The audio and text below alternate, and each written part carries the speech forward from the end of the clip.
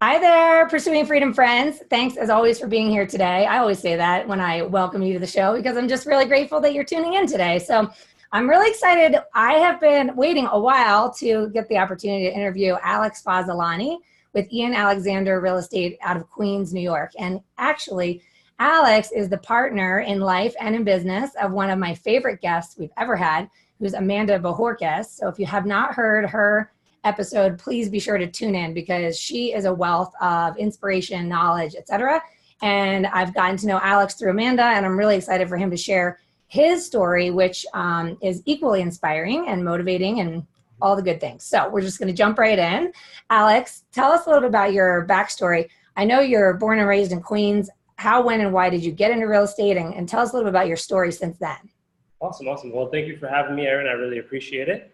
I actually got into real estate because before this, I was actually a private investigator, which is totally unrelated. I studied criminology in college, and I used to listen to audiobooks in the car while I was staking people out.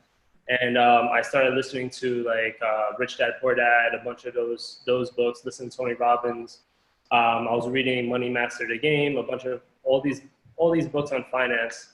And I was interested in real estate just because I felt like it was the most stable way of getting, where you want to go wealth in order to generating wealth. And then I remember working for a contractor on the weekends because I wanted to mainly get into investing. So I wanted to learn the process of flipping properties, and that was the closest I would get to flipping properties.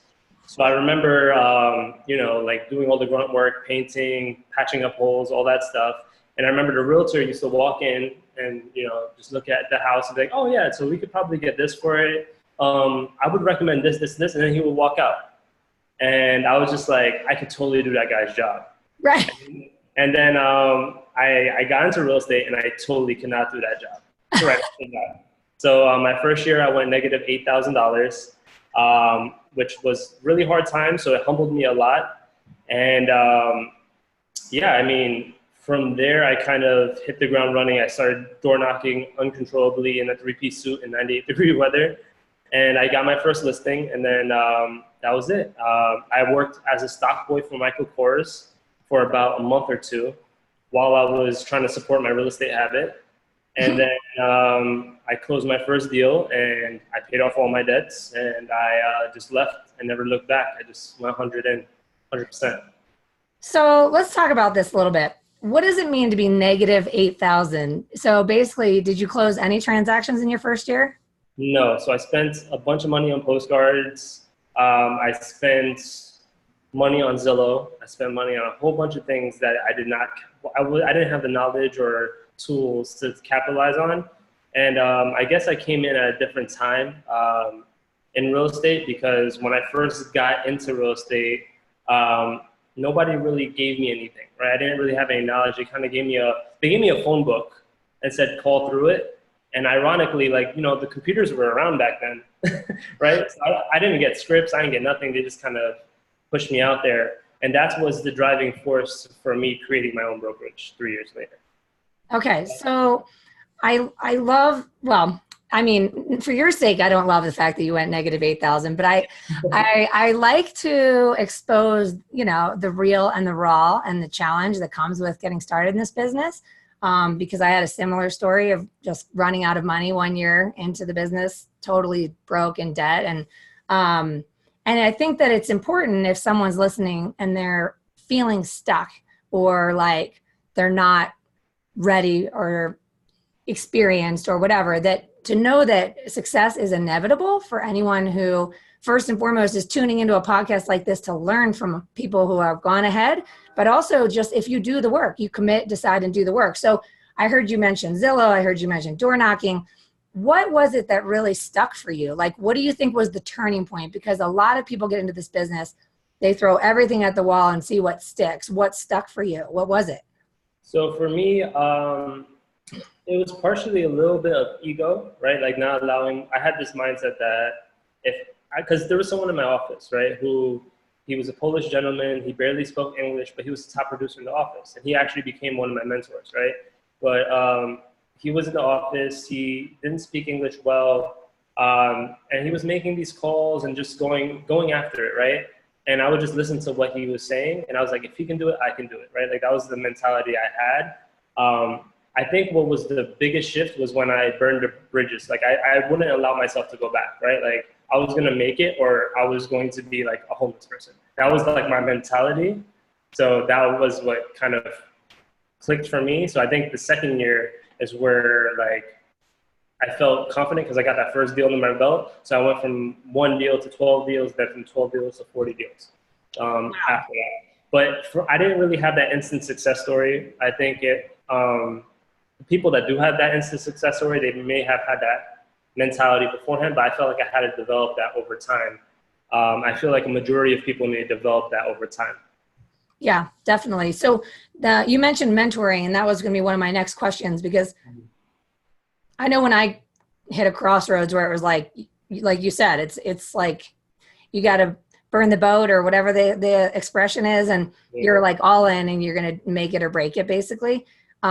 Coaching was a huge thing for me, was finding coaching and all that kind of stuff. Did you have any formal coaching or mentoring, or were you just like following that guy and anyone else who would let you follow them around? Yeah, it was kind of that way. I didn't do any formal coaching, but I did go to I went to like Ed Escobar Sweat Hogs training. I did a bunch of training. I was constantly into training, but for me, what was more important was the applying. Because at first I would do the training, but nothing would really come from it because I never really followed the training, right? I would just have all these training programs that weren't doing anything. So for me, it was when I started, burning the bridges, as you can say. I mean, burning the boats behind me. It was mainly just train, apply instantly. Train, apply instantly. Because everybody has at least one thing you can learn from them, whether it be if they're in real estate or anything else.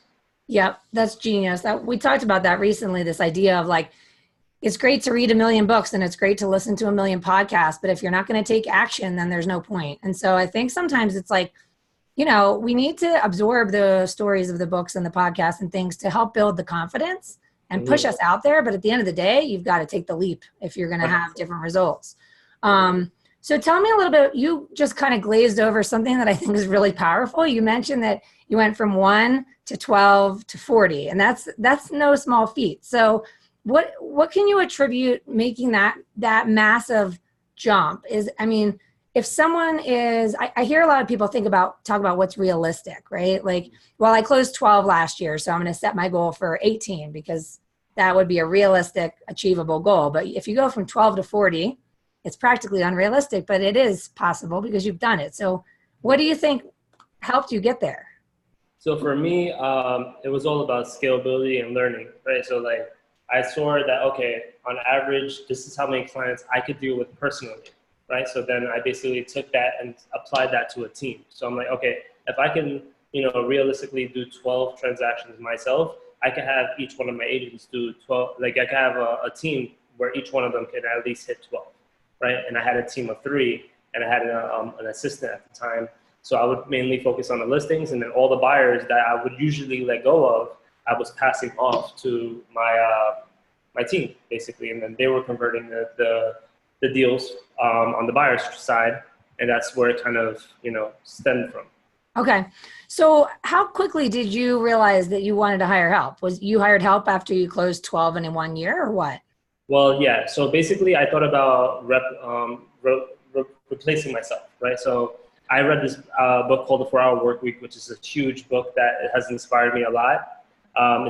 It's huge on automation. It's huge on kind of stepping out and becoming more of a business owner rather than a business operator, you can say, and seeing things from that perspective, which actually helped me a lot. So I basically wanted to train. Like that was something I was more passionate about. I really wanted to train. If I can do it, the person that went negative 8,000, I can train somebody to do this, right?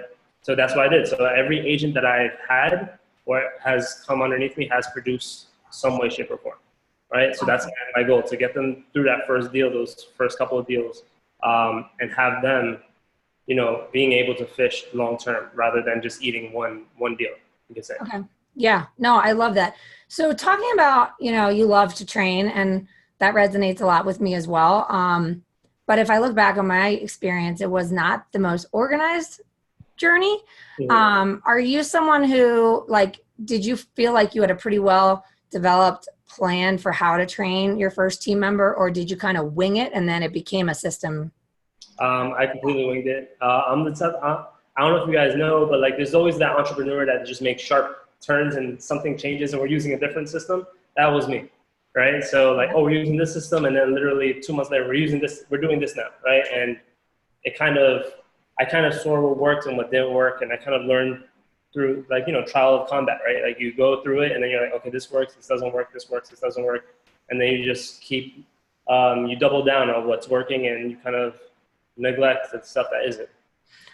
How do you feel you've done with attracting what they call attracting talent, right? Like have you had a lot of trial and error with the folks that have come and gone with your team, or do you have a knack for identifying talent that and you've had great retention since bringing on your first few team members? I mean, retention wise, regarding Ian Alexander as a brokerage, we have a pretty high retention rate. But in regards to when I had my team before, it was kind of more in and out. But I think that had to do with the other brokerage culture that we had set up. But for me, retaining talent, it's more like identifying where your strengths are, what your time frame is, and then working around your personal life, right? I feel like a lot of people are just like, okay, you're a full-time agent, you're a part-time agent, this is what you do, this is what you don't do. Maybe you kind of have to figure out your own way. For me, it's like I put you in a specific role. So if you have limited time, maybe you can only do 3 hours or 4 hours of real estate. I'm not going to say, hey, you're hopeless, you're not going to be able to make it, but I would put you in a rainmaker position where your only job is to hit the phones. And then once you can afford enough money, then you start branching out into other stuff, right? So you kind of grow within the organization rather than just being stuck as like, you're by yourself. So I think that's what allows us to retain our agents pretty well. So it sounds like you started building your team when you were at the first company you worked for. And then did you then take your team and establish your own brokerage, which is Ian Alexander? Yeah. So it actually, funny enough, my best friend is named James Ian Ibaba. And he was a really good buyer's agent. Like me and him worked really, really well together. And I was developing a team. I had like 4 people on the team, but they wanted to stay where I was before. So then he was the only one that kind of believed in the vision of like, hey, I want to turn this into like a media company. I want to do this, this, and this. And he believed. He came over with me. He actually went into film. So now he's mainly focused on film. But that's why I named it Ian Alexander. Awesome.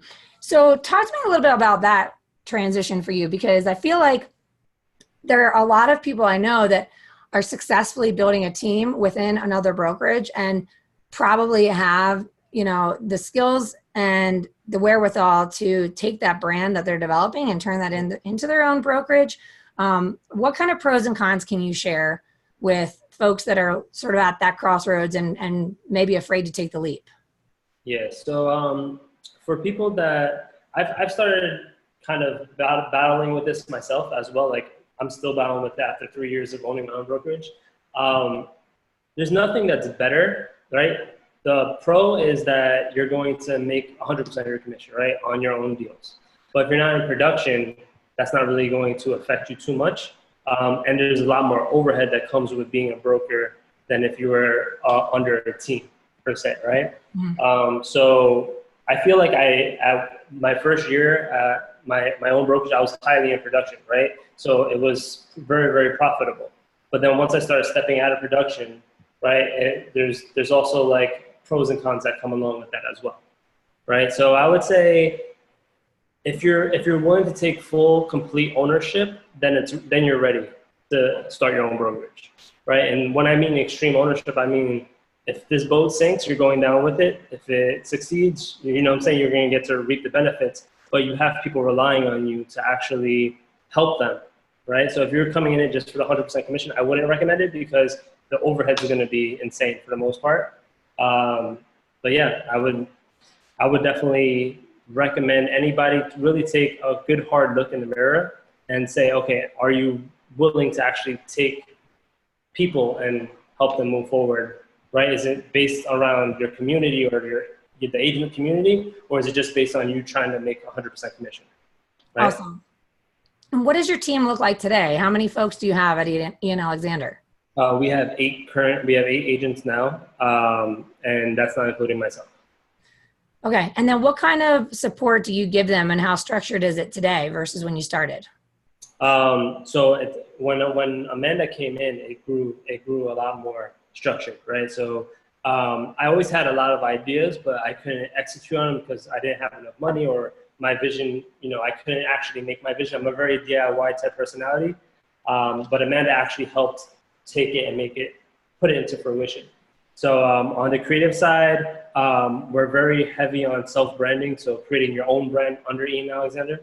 You get what I'm saying? So we want you to shine. We want you to be your own person. We want you to have your own team. We want to provide everything that comes with creating your own brand, right? So we wanted to provide all that. So on social media, we have a social realtor, which is stock photography that is only for our team. We have a marketing suite that allows you to create, pretty nice looking material just by drag and dropping. We have action plans, which are step-by-step, marketing strategies for specific situations. So if it's just sold, we literally break down 14 days of what you need to do to take over an area, right? And things of that nature. So we're providing a lot of value on the back end. And we also have a knowledge base that we do a bunch of trainings. So we're constantly uploading to the system. So you can, learn about credit, learn about anything you need. It's on that system as well. Awesome.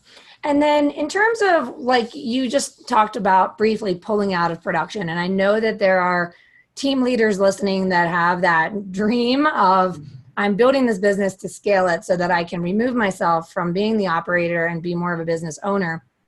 What would be the biggest challenge that you've experienced in doing so?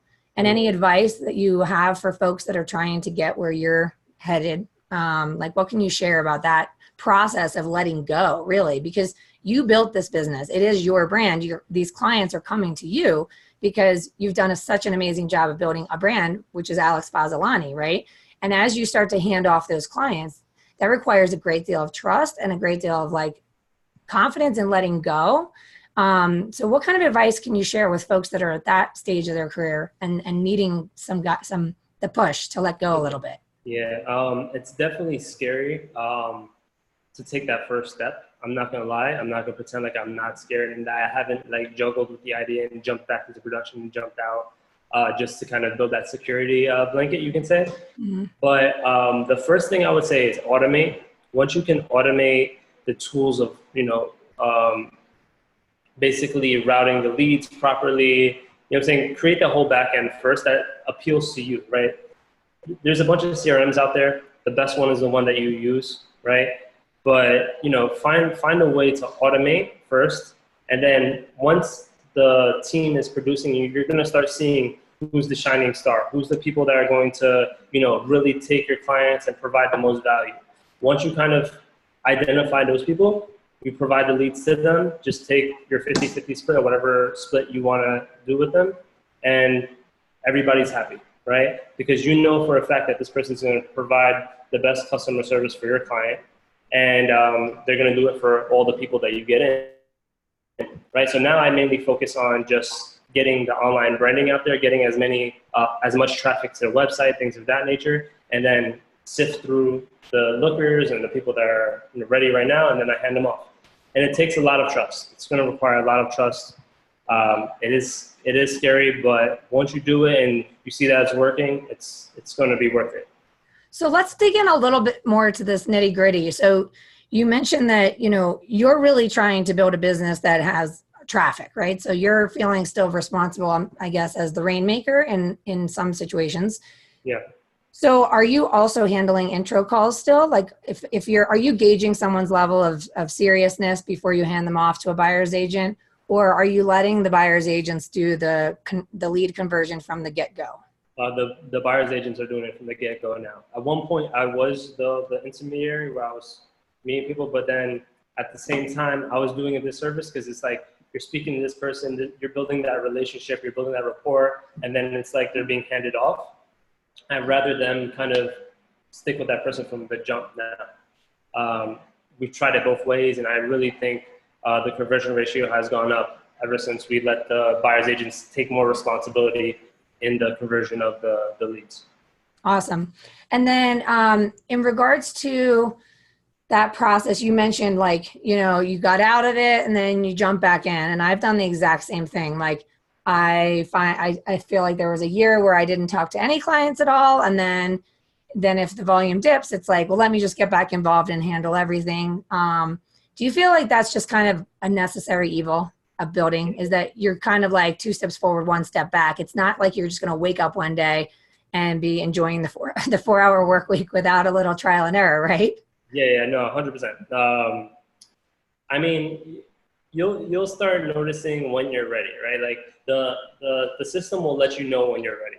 When you notice that, like, hey, they're closing deals and you never even talk to a client once, then you know that you're making it and it's starting to work.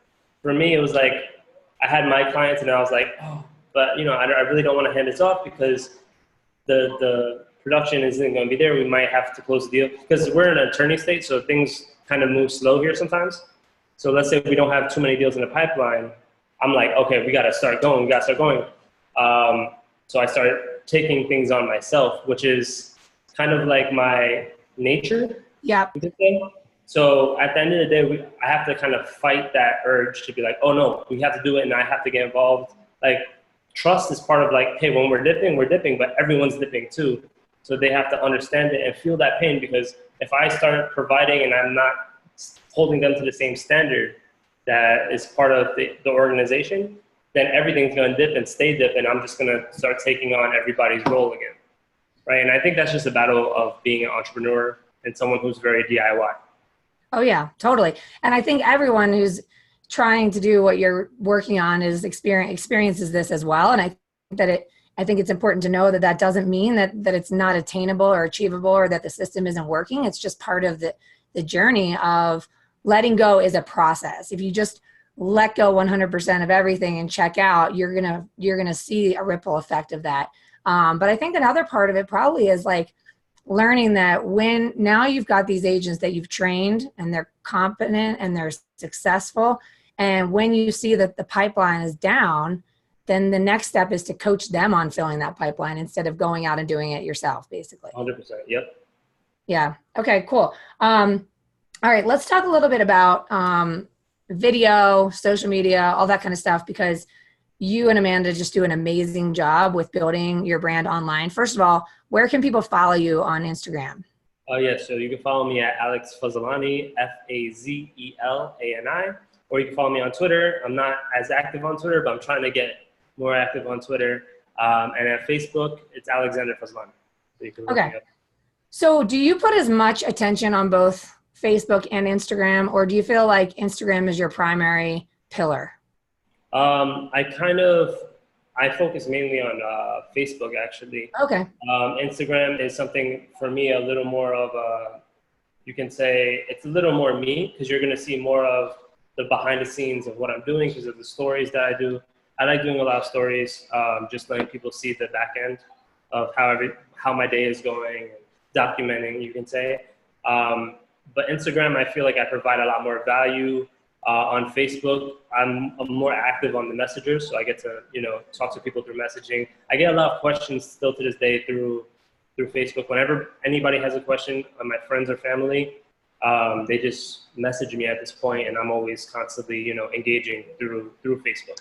And we do a lot of ads on Facebook. So those are our two main. We're trying to get into YouTube more so now with our own podcast, and we're also trying to get into LinkedIn more so now. Okay. So talk to me about the Facebook ad strategy. What kind of ads? What does the content look like? Because I think a lot of us hear about ads and we know that they're effective, but maybe we don't know where to begin with. What the heck do you even put on there to draw people in? Are you finding that you're actually attracting leads, like business, from your ads? Yeah. So we kind of split it into two categories, right? So we have branding, advertising, which isn't necessarily for lead conversion. It's more about just sharing what's happening, what's going on, the successes of the team, so people can identify the organization as a reputable organization. And then we also have lead generation ads, which are more like we let's say here's every property under 800,000, right? And then we show one of the properties that we sold as the ad like picture, and we keep it and we push them onto an IDX page where they fill out information. But what a lot of people get turned off about with Facebook ads is that there's a lot of like, sometimes there's fake information, or they get very turned off. Like, oh, okay, I got 20 leads, but I have 20 leads, only 4 were good. But the problem is most people don't even follow up with those 24 leads, right? They may call 1 or 2 and they're like, oh, the bad number, right? So people get turned off very, very quick. Agents need to have a little more, fortitude when it comes to that stuff. Sure. So with all this, one of the things I think, maybe because it's how I feel when I hear that, is I get a little bit overwhelmed. I'm like, oh my gosh, like when am I going to find the time to deal with the Facebook ads when I've got so many other texts, emails, phone calls coming in, like, I don't know even where to begin, whatever. Were you doing all this when you were a one-man band as you were starting to build your brand, or did you find that it wasn't until you scaled your business to a degree and got yourself out of working with buyers that you were able to invest more time and energy into this brand building? Does that make sense? I guess it's like what came first, the chicken or the egg? Yeah, 100%. No, I agree. I actually did not run Facebook ads until more so recently. So it was kind of like a scaling process. To be honest with you, to this day, I would say our open houses are the most viable way of getting new business. Hands down.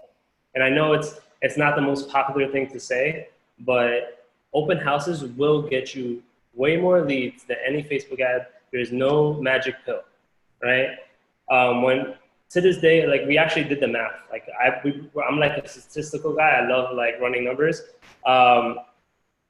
Basically, I think in one open house we got like 30 people in. We got some seller leads. Where our Facebook ads we had like 38, but we're paying like $400 for $500 per campaign that we're doing. And we got way more conversion from open houses in general. Even with Zillow, we're getting way more than Zillow could do, than our Facebook ads could do. If we did an open house, 2 open houses a week, we would do great. Okay, so this is a good topic to touch upon, because I know a lot of agents that are trying to come up in the business, and they know that, they hear this, right? Like do open houses, whether it's your listing or not. Do you have any advice for why it's been so successful for you? Because I don't know that everyone who does open houses maybe has the same success rate. So tell me a little bit about like the technicality of your open houses. What do you provide? How do you stage it? How do you engage with people so that it turns into a lead conversion? Yeah, so I think about an open house as my homeowner, my seller is trusting me with bringing as many people to see this property as possible. So I think about it from like me marketing an event, right? So I don't think about it, oh, I'm gonna throw out just my signs, right? I approach everything very, very strategically. So I'll print out the Google map and see where the best intersections to place my map, my signs are. And then I do that. 4 days before the event, I'm door knocking the area, letting people know that we're doing it. I do a raffle giveaway at there. So even if the neighbors just want to come in and check out the property, they can, right? Because they might know somebody that's looking to move into the area, right? And then, the day of, 2 hours before, we're door knocking the neighborhood, and then people know that we're about to have this event. If you just want to sign up for a raffle, or you might know somebody, this is a good opportunity. Then I ask them like, hey, have you ever thought about selling? And that kind of generates that conversation. It's pretty technical. And then, we also run Facebook ads to kind of everybody in the area. So they see us on Facebook too. They see our signs. It's just, we hit them from every single angle imaginable. Well, I think that's awesome. I mean, it's really thorough. And I think that you probably mentioned a number of things that people just aren't doing. So it sounds like it's just a comprehensive plan. You don't just go and show up with bottles of water and a cheese board and call it good and hope someone shows up. You actually do a lot of preparation to make sure that people show up. Yeah, so I would say, at any given time, we need at least 10 days to make this event as awesome as possible. Awesome. What are your thoughts on alcoholic beverages at the open houses? I've had some open houses where I gave, was earlier on in my career where I had wine. They're great because sometimes, people get a little more chatty, But however, we also tend to drink more wine than we should, and it's not always the best scenario. So I would, keep it to a minimum. That's awesome. No, because I mean, I actually love that my realtor would have a keg of beer at our event and a huge sign and tons of marketing leading up to it and like, alluding to the keg of beer. And I just feel like it's funny because even though a lot of people don't even really drink beer, there's just something about the idea of there being a keg of beer that just makes it sound more fun. Like, this is an open house I want to check out. Yeah, 100%. Even if I'm not even interested in houses, I just want to go get a free beer, Yeah, totally. That's awesome. Okay, so tell me a little bit about your goal with the building of this business. So you've got 8 agents now. With the open houses, for example, are you still doing that activity, or is it the person that you're coaching to do that activity now? Like the agent on your team is now doing all of the door knocking and everything else, or are you still in the trenches in that way? I like getting in the trenches every so often. I actually enjoy that.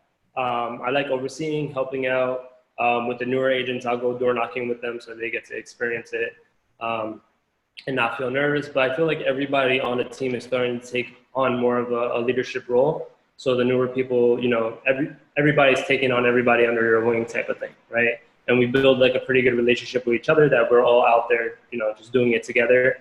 But yeah, I'm still in the trenches, you can say. I just don't take on the leads, right? I just go with them and, enjoy the process. So as you continue to move in the direction of more time freedom, more 4-hour work week, right? Hopefully. What are your thoughts on the challenge that a lot of us workaholics have, where we can find ways to create space and then we rapidly fill that space? Do you think? I do it all the time. I can. Design for Realtors is our other baby, so we're working on that constantly. When I'm not doing Ian Alexander stuff, I'm trying to draw out potential products that I run by Amanda. I'm like, hey, this would be really helpful for agents or whatever it may be. And then she makes it pretty, and then we start rolling out different. So our time is just, I enjoy it. Then if that got automated, then I'll probably find something else to do. I'll probably get into real estate investing full time or whatever it may be. Yeah, awesome. So what was that business you just alluded to? Is this an active business or something that you're launching? Which one? Design for Realtors? Oh yeah, it's an active business. It's actually been doing really, really well. One of our top selling products right now is the Agent Planner Pro. So basically, when Amanda came into the industry, I used to have a bunch of planners because none of them had everything that I wanted in it. So what I did was we developed this planner for me to use. And then we were like, we should sell this. And then we just put it online. We started, we created a digital version. And then everyone loves our marketing material. Mm-hmm. So what we did is we basically created a bunch of luxury type material that people can download and they can fill it out themselves and print it. Awesome. So what are some of the future products that you're gonna be rolling out? So right now we have a book coming out that I wrote that we're gonna throw up there. We have a buyer pre-qualifier booklet. So whenever a buyer comes in, let's say you have a buyer's appointment with them, you can pre-qualify them and you can keep files of each one of them. A seller qualifier. The biggest product that we're coming out with that I think is gonna be super helpful is the new agent action plan. So basically it'll be like an action plan for 30 days of what any agent can do to basically maximize their brand and get it out there as much as possible, from the Facebook ads to the flyers to the postcards to all that stuff. Awesome. So we have a lot rolling out.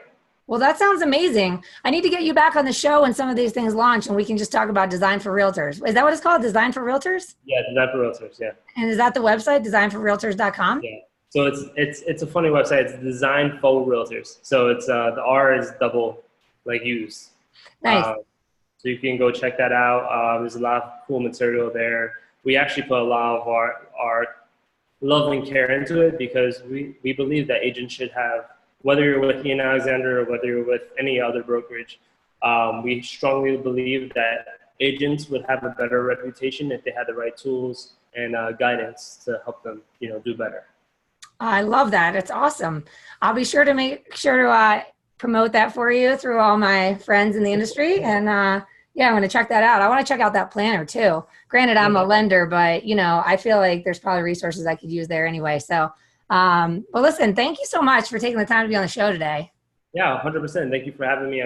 You know, we love your show, and thank you for all the kind words regarding Amanda. You know, it makes me feel good to know my girlfriend is so loved, you know? Well, she's amazing, and so are you. And I love all the value that you guys share and just give for free on social media. And I know that you're organically attracting major success and happiness and time freedom and all the things that you're pursuing because you're just giving, you're giving, giving, giving. And it's just the go-giver philosophy on steroids. And I love everything about it. So thank you again for being here. And for all you guys listening, how can folks find you? What's the best way to get in touch with you, Alex? I would say through Instagram. I'm probably on there a majority of the time. So at Alex Fazelani. So AlexFazelani.